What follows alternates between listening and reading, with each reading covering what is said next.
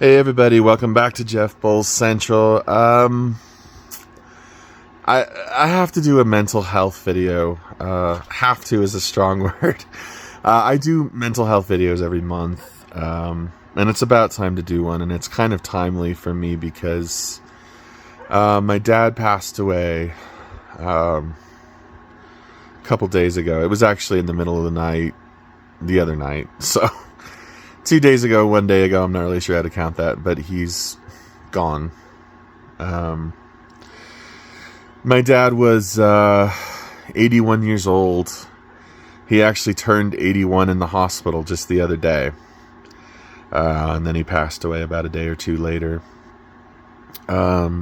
He was happy to have made it to his 80s. His dad didn't. His dad was a smoker. And his body failed him. He was a heavy smoker, about as heavy as I was. When I was a teenager, and in my early 20s, I smoked about 2 or 3 packs a day, Marlboro cigarettes, or cheaper, which is what my granddad did. But my dad was a clean liver, more or less. He had a penchant for fast food, which unfortunately got passed to me as well. I do love a good pizza or cheeseburger. But anyway, he lived a good long life. He was kind of a contentious fellow. A lot of people noted his. This is all saying it very nicely, by this is how you eulogize a person, by the way. Take note, everybody. You say what you mean to say, but you say it as nicely as possible. I love my dad. I think that actually watching everybody in my family now try to scramble, because that's what happens when a loved one dies. It's easy to die. It's hard to be left in this world behind. Because this modern world makes you pay for this and pay for that and sign this and get the death certificate and triplicate, duplicate, quadruplicate. There's a lot of stuff, a lot of dumb stuff that the government, frankly, makes you do when your loved one dies these days. But that's that. Watching my family kind of scramble and try to do this, I'm starting to think maybe I had the best relationship with my dad than anybody. And a lot of that's on him.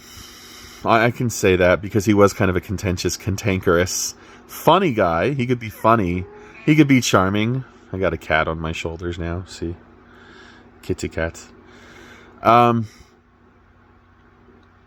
He also, he had some prejudices. I'll put it that way. I don't want to go into his least charitable sides, because he did. He was a cantankerous guy sometimes. And honestly, when he would get like that, I learned at a very young age that I didn't jive with it. And I tended to just ignore it. Which I often wonder if maybe I should have done more to try to correct him, but knowing my dad, there wouldn't have been any correcting. He's just set. You never could sway him. It was always his plan or not. But I loved him. He never let me down. Not once. In the 41 years that I knew him, he never let me down.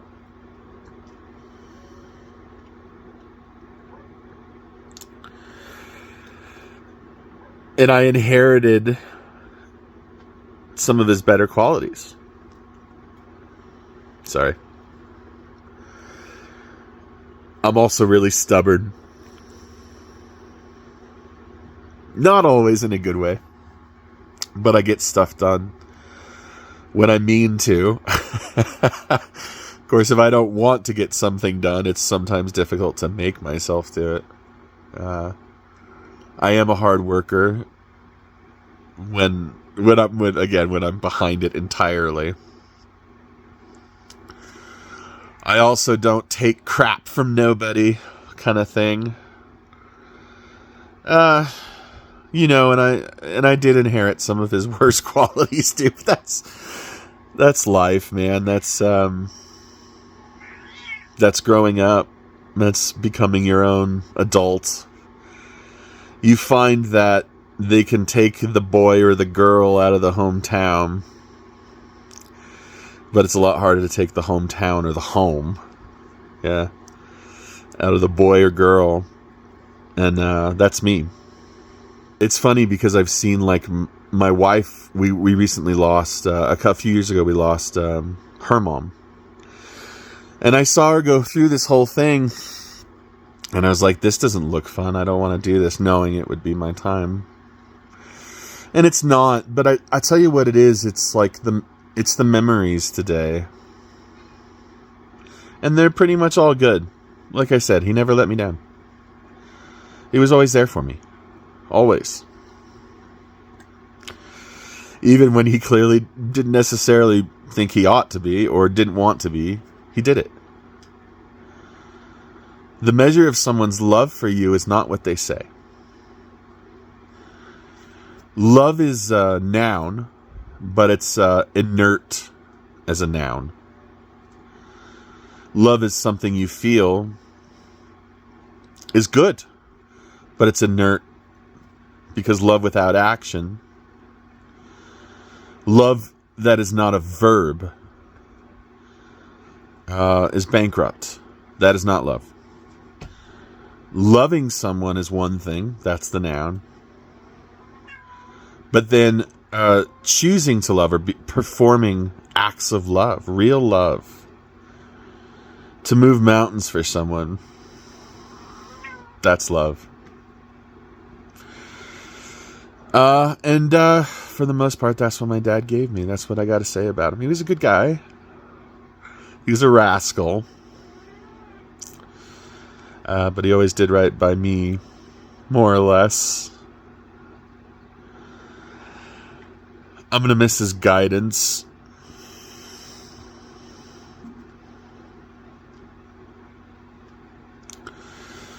I'm going to miss his presence.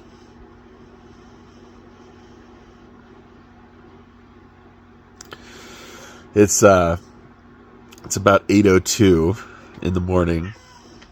And I was just on Facebook. I just checked Facebook for the first thing in the morning, like you do sometimes. Sorry, there's a cat. It's a...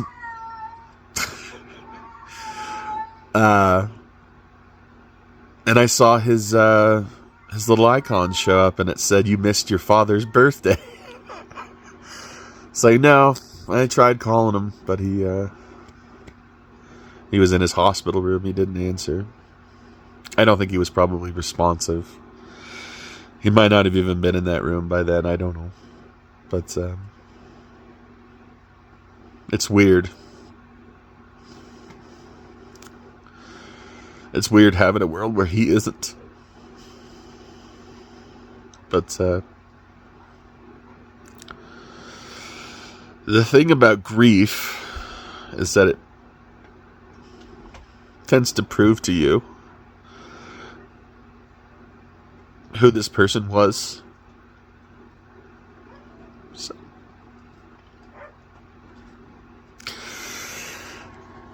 I think I'm going to cut it there just because I don't think I can get anything else out without tearing up here. So, I miss you, Dad.